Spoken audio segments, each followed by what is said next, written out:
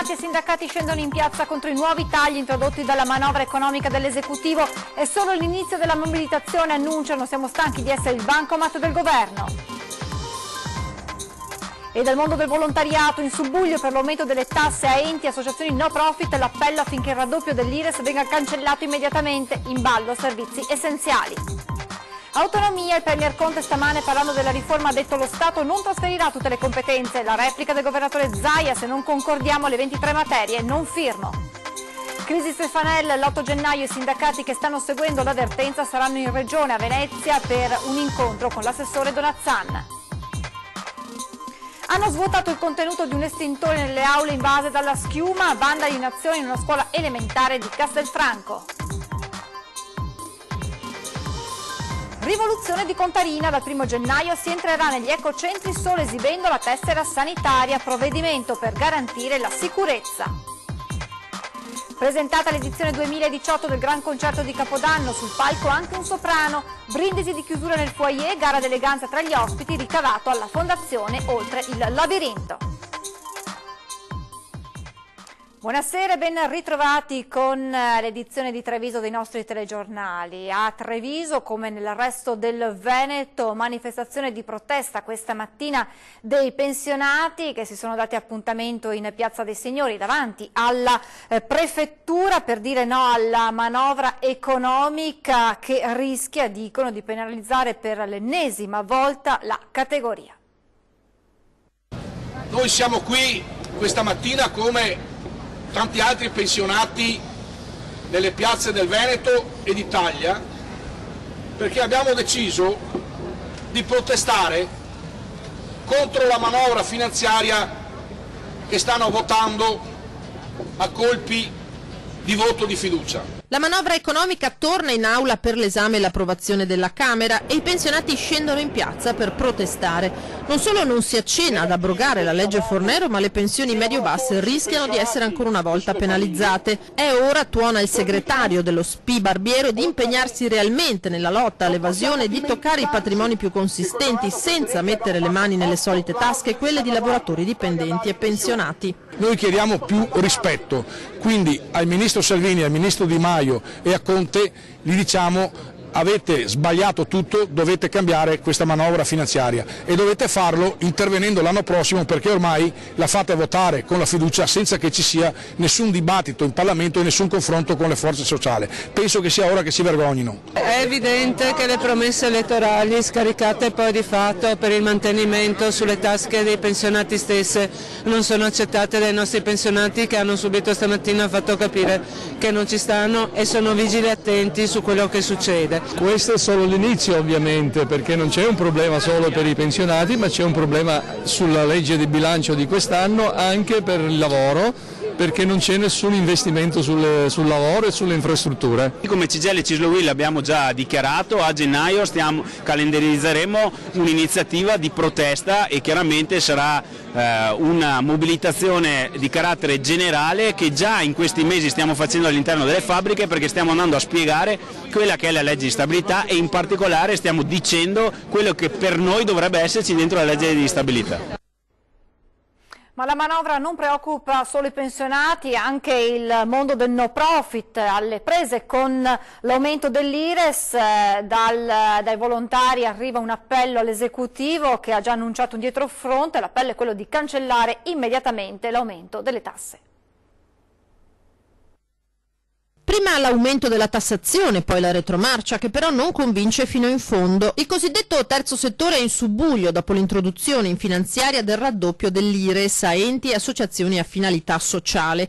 Il mea culpa del Premier Conte non basta a rasserenare gli animi. C'è chi, come Alberto Franceschini, presidente del Centro Servizi Volontariato di Treviso, vede in questo provvedimento l'ennesima tappa di un processo già avviato da tempo. Io credo che sia una provocazione, una di quelle provocazioni che poi si ritorgono sulla gente. I nostri comuni potrebbero risentire di questa decisione avendo meno servizi da parte dei soggetti del terzo settore, che sono il volontariato, le imprese sociali, le associazioni di promozione sociale. Cioè il mondo del volontariato trevigiano, ma quello nazionale, è un mondo vastissimo che copre e garantisce evidentemente coesione sociale nei nostri territori. Gli ambiti che con un'eccessiva tassazione verrebbero messi a repentaglio sono molti di più di quelli che si pensa.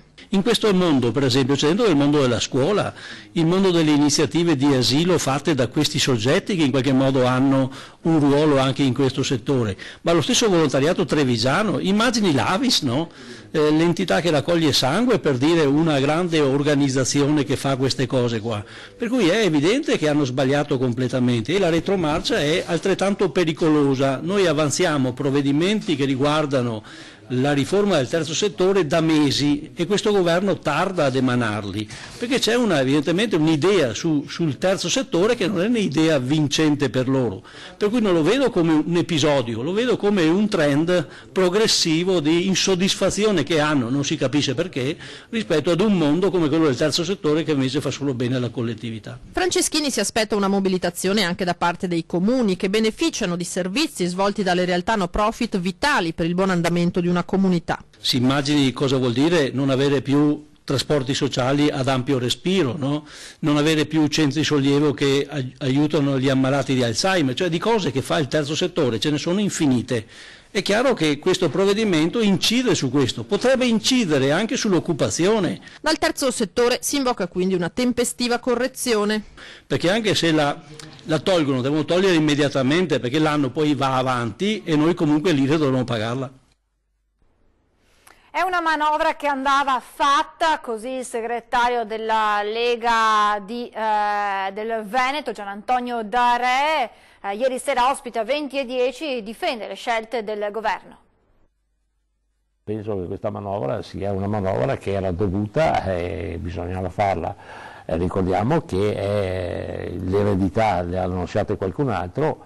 Di qua si passa e si parte. Certo vogliamo cambiare la legge Fornero, vogliamo dare questo reddito di cittadinanza, vogliamo dare degli aiuti sul sociale, d'altra parte lo aveva fatto anche lo stesso PD quando con il reddito di inclusione, che viene compreso anche nel reddito, che è un'altra cosa, ma viene compreso nel reddito di cittadinanza, quindi cerchiamo di capire, è un qualcosa di una forma più allargata. Dobbiamo dare dei correttivi e dare delle applicazioni certe, perché noi non vogliamo che sia come è stato per la cassa integrazione, che molti hanno aspettato che la cassa integrazione finisce facendo magari un altro lavoro, facendo un lavoro a nero, e questi sono. E qua dovremo trovare, diciamo, le regole per far sì che questo reddito di cittadinanza venga dato a chi veramente è in difficoltà. D'altra parte, da sindaco ho visto il tessuto sociale, persone che sono rimaste senza lavoro e arrivavano in comune perché avevano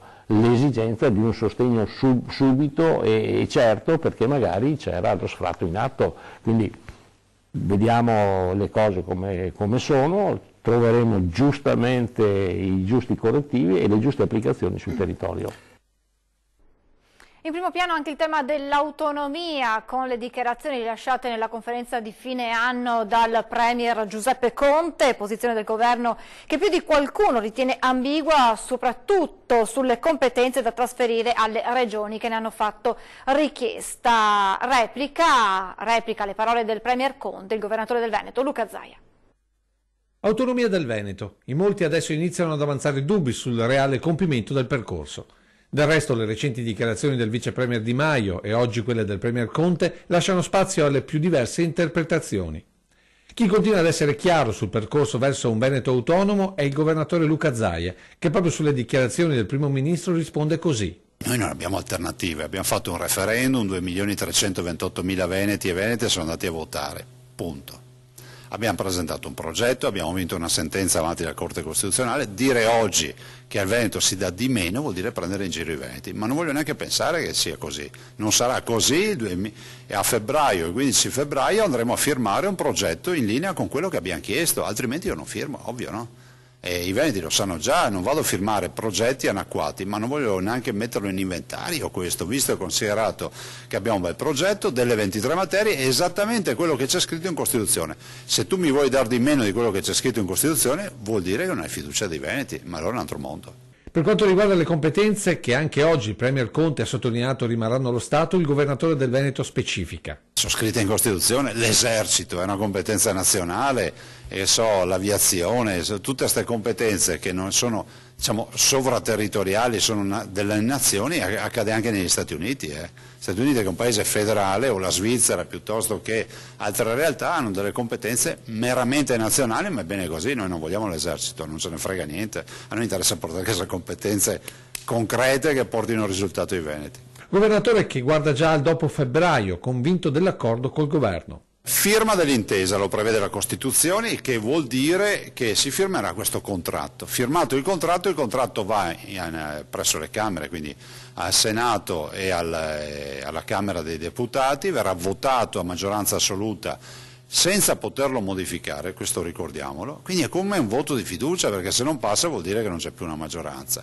E passato inizia l'iter di trasferimento delle competenze, delle risorse, che ovviamente sarà un iter che si diluirà in mesi rispetto alle singole competenze, ma si inizia. È fondamentale iniziare. Se avessero fatto il lavoro che abbiamo fatto noi 20 anni fa, oggi saremmo come Trento e Bolzano, questa è la verità. E l'autonomia del Veneto sarà uno degli argomenti del discorso di fine anno che il governatore terrà su tutte le reti del gruppo Media Nord-Est. Parlerò a 5 milioni di veneti e oltre a fare l'augurio, è l'augurio di cuore per come ci hanno seguito, assistito, criticato, consigliato, per tutte, è un ringraziamento a tutti, ma per il bel segnale di civiltà, di democrazia, di grande senso delle istituzioni dato con il referendum. Guardi che è un referendum che ti porta il 60% dei veneti a votare e con 2.328.000 veneti che ci vanno, vuol dire che il mondo sta cambiando e se Roma non lo capisce sono guai. Quanto orgoglioso è di essere Presidente del Veneto? Ma guardi, io sono orgoglioso di essere veneto e lo sono fino al midollo spinale. Ho lasciato il Ministero per andare a governare, per venire qui a governare il Veneto, lo faccio con la passione di uno che fa le robe per casa sua e per la sua gente.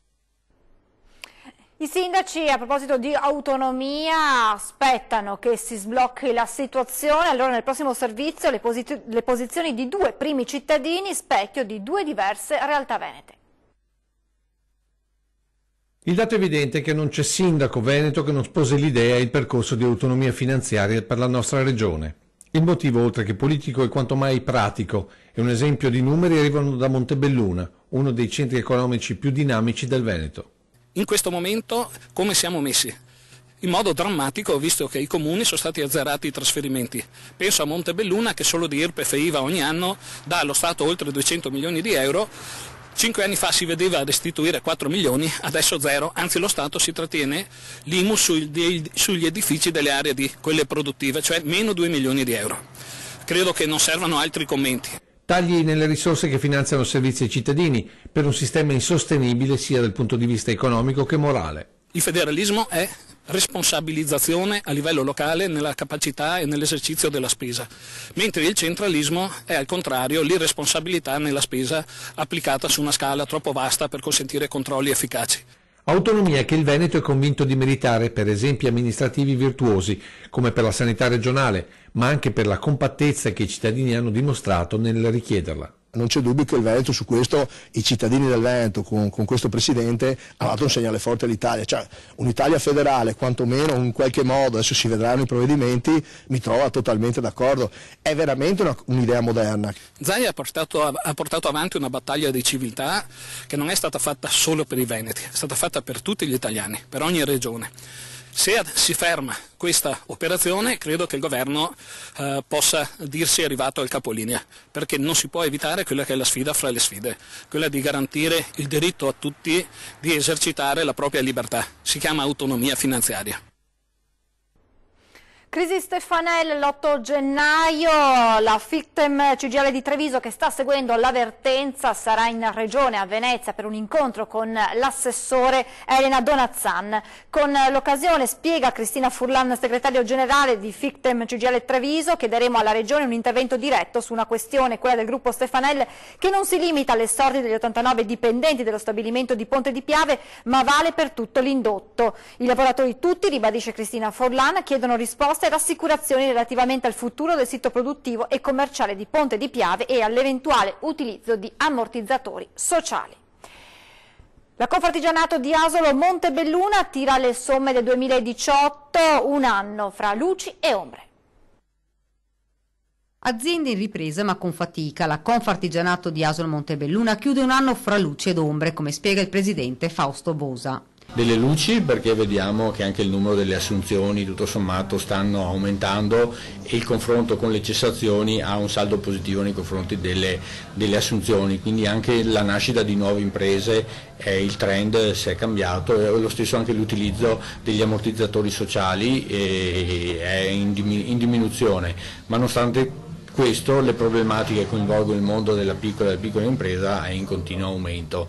Il carico burocratico sicuramente continua a creare non pochi problemi, ma non solo, a spaventare molti artigiani è la fatturazione elettronica. È stato un anno particolarmente impegnativo, ci ha visto impegnati come struttura su tutto quello che riguarda la questione della fatturazione elettronica, dove abbiamo fatto un grosso percorso di formazione per le aziende che hanno i servizi da noi, anche non, perché a noi si sono rivolti per il fatto che siamo scesi in campo anche per tempo parecchie, diciamo, anche aziende non associate a noi proprio per conoscere questa grossa novità. I settori che durante l'anno hanno saputo tenere meglio sono stati quelli che operano con il mercato estero, ancora difficoltà per altri. I settori più in difficoltà sono sicuro ancora quello dell'edilizia, e quello del mobile e quello del tessile e abbigliamento, ma alcuni di questi settori sono in forti difficoltà, soprattutto, e quello lo vogliamo dire, perché mancano le maestranze, mancano le figure professionali da impiegare in questi settori. Tanti i progetti e le iniziative in programma per il 2019, innanzitutto l'associazione punta soprattutto su scuole e gioventù. L'artigianato ha bisogno di manualità giovane, a parte magari dagli studenti stessi, e cerchiamo di sensibilizzare appunto questa categoria assieme anche alle famiglie, intervenendo sia sulle scuole sia sulle varie amministrazioni di competenza dei nostri 25 comuni. L'artigiano con il tempo, hanno sottolineato, è cambiato e si è adeguato ai tempi. I giovani oggi hanno questa visione del digitale, sono molto tecnologici, l'artigiano si è adattato. Gran parte delle nostre botteghe artigiane si sono adattate ai tempi, sono diventate più tecnologiche, lavorano con i social. Adesso ci fermiamo per qualche istante di pubblicità, tra poco.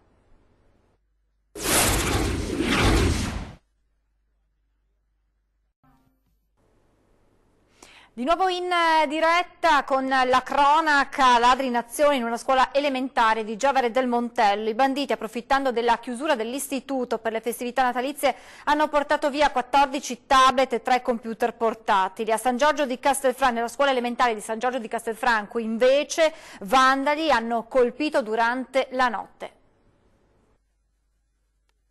I vandali hanno atteso che la scuola fosse chiusa per le festività natalizie e poi sono entrati in azione. Hanno fatto irruzione nella scuola primaria San Giorgio di Via Manzoni a Castelfranco Veneto ed hanno svuotato nelle aule il contenuto di un estintore. Ad accorgersi di quanto era accaduto sono stati alcuni dipendenti. Quando hanno riaperto le porte del plesso si sono trovati aule e corridoi pieni di schiuma. La bravata fortunatamente ha provocato danni limitati, anche perché gli alunni sono ancora a casa. Immediatamente sono stati allertati i carabinieri che hanno avviato le indagini. Saranno visionate eventuali telecamere di videosorveglianza della zona. Novità in arrivo dal 1° gennaio per chi entrerà negli ecocentri di Contarina per gettare i rifiuti domestici. Per accedere alle strutture, le utenze domestiche dovranno esibire la tessera sanitaria dell'intestatario del contratto. Le non domestiche invece dovranno presentarsi con l'autorizzazione cartacea e l'EcoCard.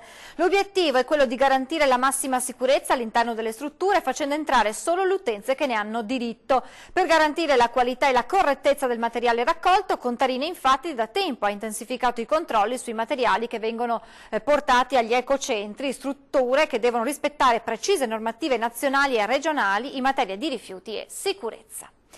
Il sindaco di Treviso Mario Conte questa mattina ha incontrato un cittadino di Monigo contrario al progetto del quarto lotto della tangenziale. Nelle prossime settimane attesi altri incontri con i residenti del quartiere. Siamo pronti ad ascoltare tutti, dice Conte, ma si tratta di un'opera fondamentale. Fermo da 25 anni torna sul tavolo il progetto del quarto lotto della tangenziale che dovrà collegare Castellana e Feltrina, un'opera che non piace ai residenti di Monigo. Una delegazione stamane è stata ricevuta a Casugana dal sindaco Mario Conte.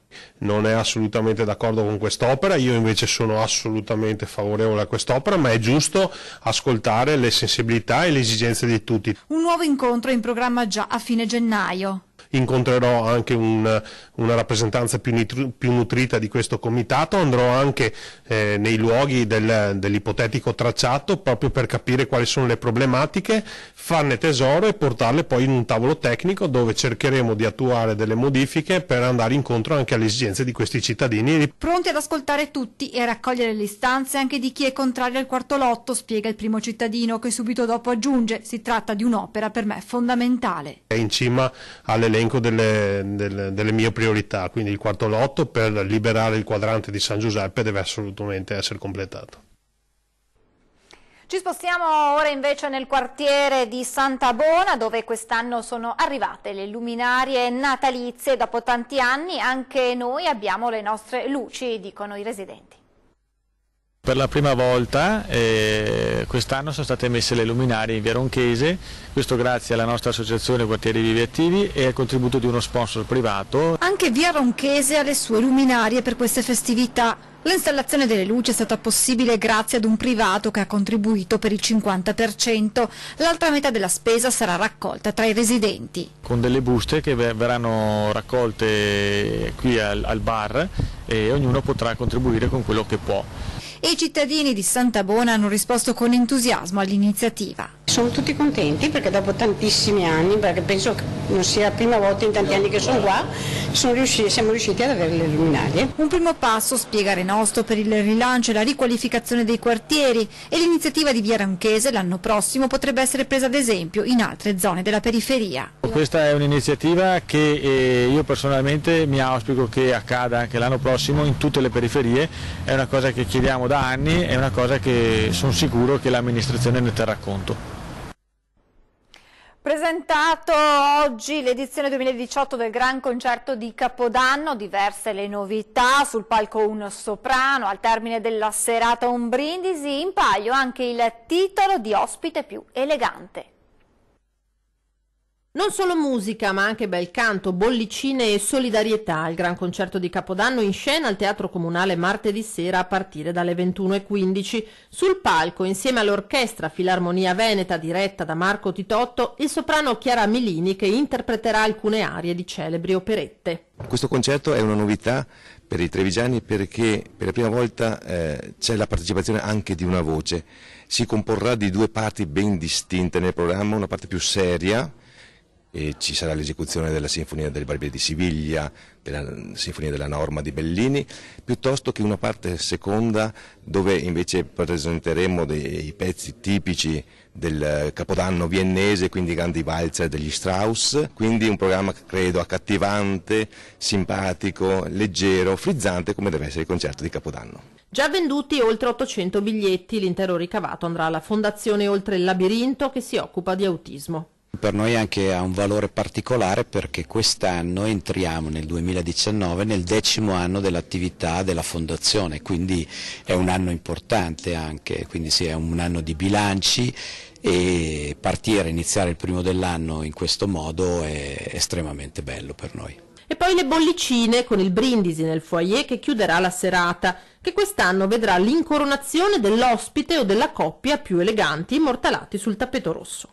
Bollicine, verrà offerto un brindisi, quindi un momento di convivialità, quindi è molto bello unire anche il teatro alla socialità, ma anche un contest fotografico, la coppia, diciamo comunque l'ospite più elegante verrà premiato con un fotografo che immortalerà tutti gli ospiti che arriveranno. Quindi un momento di grande musica, bollicine, convivialità, ma anche apertura verso pubblici nuovi che mi auspico frequenteranno sempre di più il nostro meraviglioso teatro. Siamo alla rubrica dedicata ai vostri presepi, andiamo a vedere quello realizzato a Santa Lucia.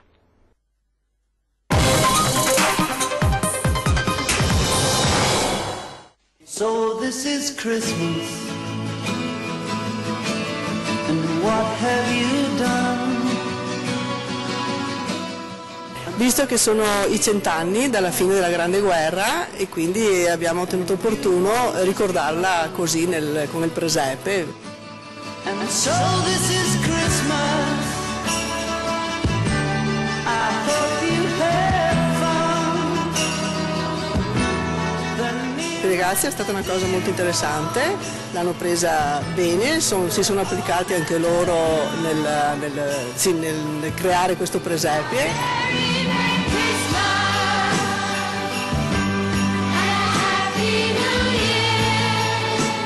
Siamo partiti dal Monte Peralba perché dove nasce il Piave, che è il fiume sacro alla patria, e da là abbiamo creato appunto i paesi nostri qua dove sono passati con la guerra, quindi abbiamo creato i vari paesi.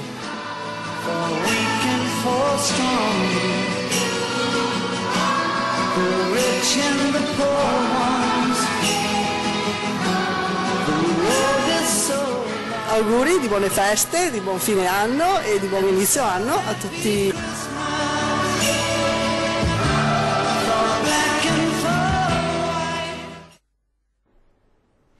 Vi ricordo l'appuntamento subito dopo di noi con 20:10, ospiti in studio il sindaco di Treviso Mario Conte, si parlerà del bilancio del 2018 e dei progetti per l'anno che arriva. Previsioni del tempo è tutto, grazie per l'attenzione, buona serata.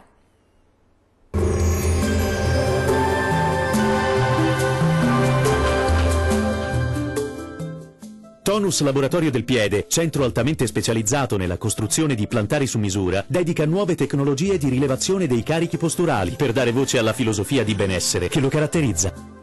Ben ritrovati al meteo. Alta pressione, dunque bel tempo sulle nostre regioni, ma vediamo il dettaglio. Sul Veneto la presenza dell'anticiclone garantirà un tempo per lo più stabile, tuttavia saranno presenti nubi basse, foschie e nebbie, specie sulle pianure centro-meridionali e talvolta anche sulle vallate alpine. Più sole altrove con cielo al massimo poco nuvoloso. Temperature minime tra -2 e 1 grado. Valori massimi compresi invece tra 6 e 8 gradi. Andiamo ora a vedere che tempo farà sul Friuli, Venezia e Giulia. Poche novità, la situazione non cambia di molto, anche sulla nostra regione infatti saranno possibili delle foschie o delle nebbie al mattino sulle vallate alpine.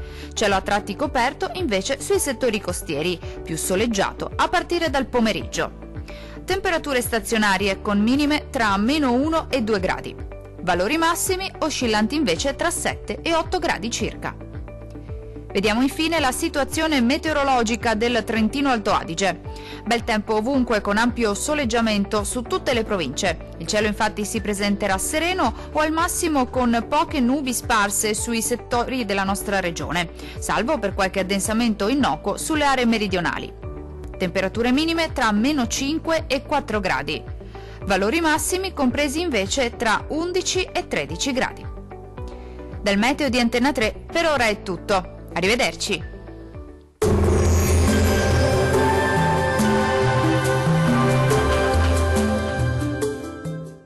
Tonus è il miglior negozio di calzature e moda comoda. Qui troverete il più vasto assortimento di calzature Fratelli Tomasi, eleganza e comodità, perché camminare è vivere.